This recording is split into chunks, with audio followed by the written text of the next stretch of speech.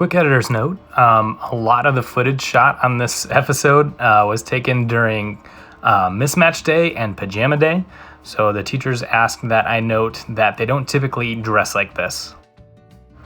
Except for Mr. Aiden. We all know he totally would if he could.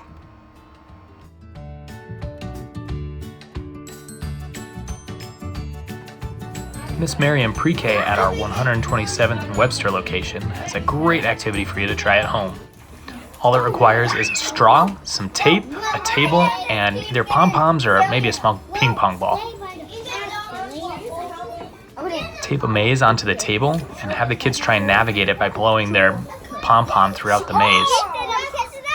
It's not a waste, guys. I know. Not only is it a lot of fun, but it's also going to work on hand-eye coordination, focus, and it's going to get them breathing. Blowing through the straw so much is going to make them honestly have to breathe a bit more, which is really going to help them, if you remember from conscious discipline, stay calm and regulate their emotions. The kids wanted to try different sizes of pom-poms, started passing it back and forth and ignoring the mazes. So there's a lot of different variants you can do with this activity that will keep them busy for quite some time. Try it at home.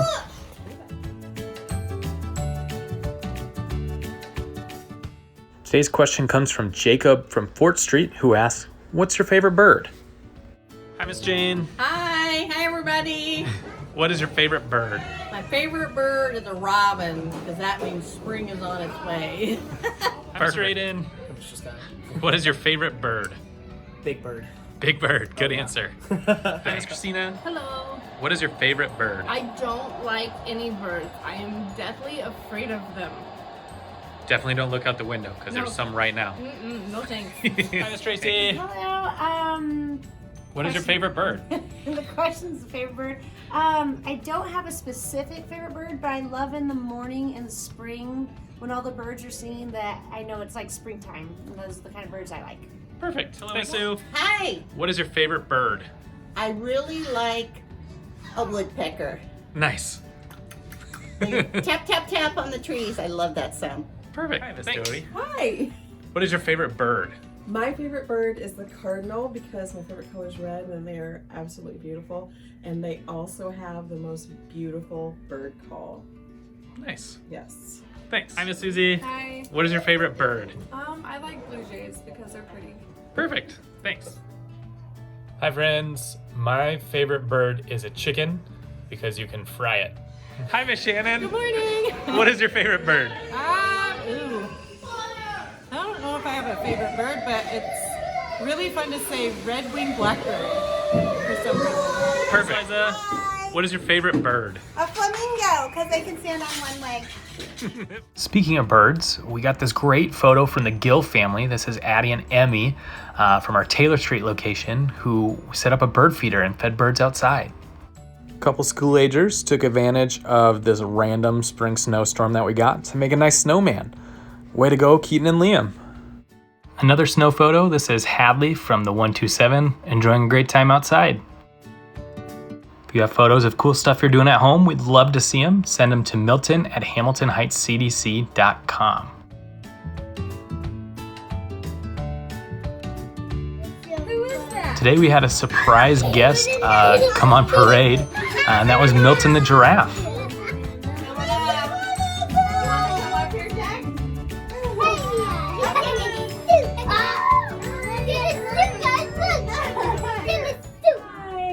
Milton and his family came to wish the teachers happy week of the young child, thank them for what they're doing, and just kind of provide a quick morale boost. Hi, Duffy.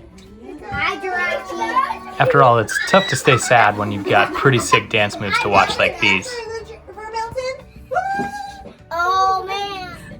Apparently when he's not working on his basketball skills and hand washing, Milton is working on his dance moves. Thanks for visiting. It really made our day.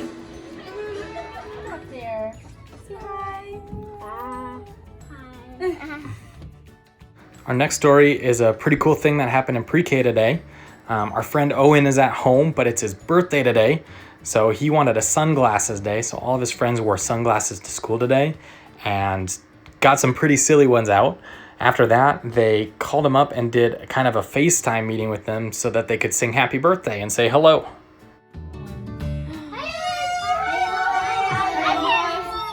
Major props to Miss Eliza. She's done some incredible things to help her friends stay connected, even when they're doing it from a long ways away. It was a great job spreading positivity, and I know it probably made Owen's birthday. All right, today's story is There's an Alligator Under My Bed by Mercer Mayer. Are you ready? Yeah. Oh, Give me out. there used to be an alligator under my bed.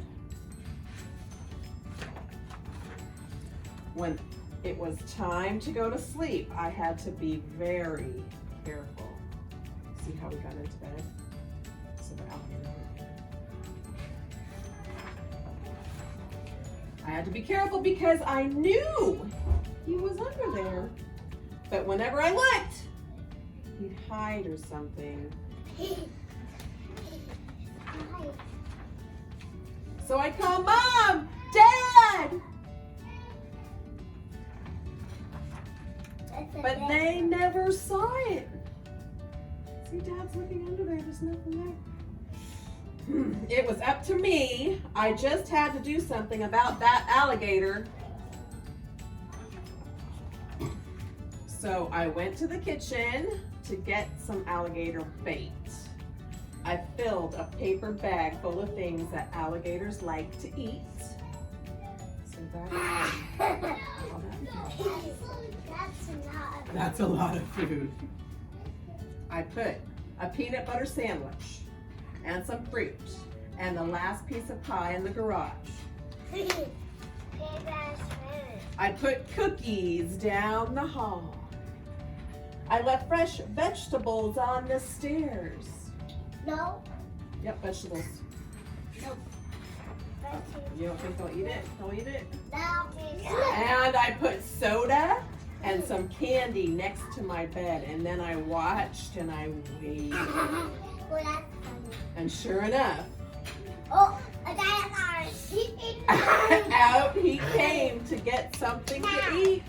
Oh, it gets to bed. Oh, but dinosaur. I hid in the hall closet. I followed him down the stairs. He's eating the vegetables. I followed him down the hall. What's he eating now? Cookies. The cookies. The cookies. Out. And when he crawled into the garage, I slammed the door and I locked it. Yes! Then I went to bed. There wasn't even any mess to clean up.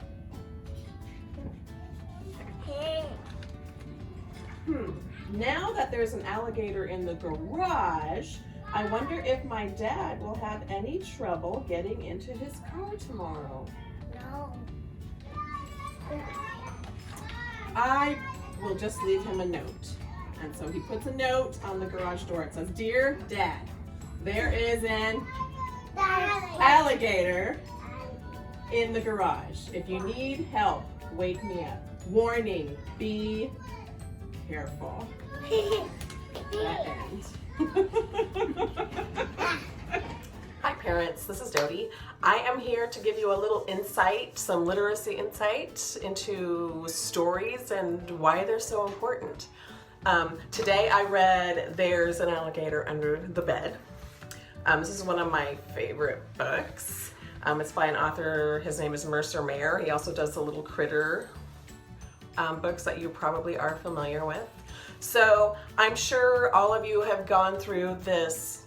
When you do stories at home, your kids want to listen to the same ones over and over and over again, and you just don't know if you can read it one more time. But keep doing it. There's a reason those books are so important to your child. There's things about those books that obviously speak to your child that gives them that sense of, I love this. This is what I want to hear, and I've heard it and I know how it goes, but I need to hear it over and over again. But if you're looking for different books to introduce, I'm going to give you some hints on what makes a good book. So this is a good one because there's some characteristics of a great children's picture book. The first one is the character itself. Do the kids relate to the character? Obviously they do this one. He's a little boy. He's their age. And does that character grow?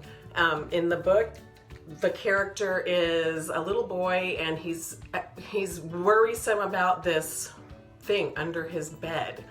And he can't get anybody else to see it, and he knows it's there, so he takes it upon himself to problem solve and figure out, okay, I've got to take care of this myself.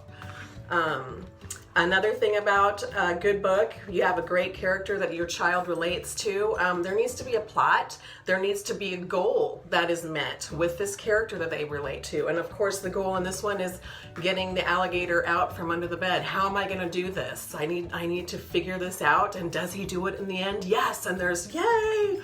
He shut the garage door. So there's that plot. Another thing is the picture quality. Bright colored pictures, big things that they can see. And when you're reading a story that your child is looking at you reading, looking at your mouth, but they're also intently looking at all the pictures. And a lot of times they see things that we don't as adults, because they're just looking and they see little tiny things and they notice things. And a really good storybook in the picture provides so much more than what the words do. And this is a great exception to that, where I think one of the girls noticed when the alligator was hiding from the parents, she could see a little tiny eyeball sticking out from under the bed.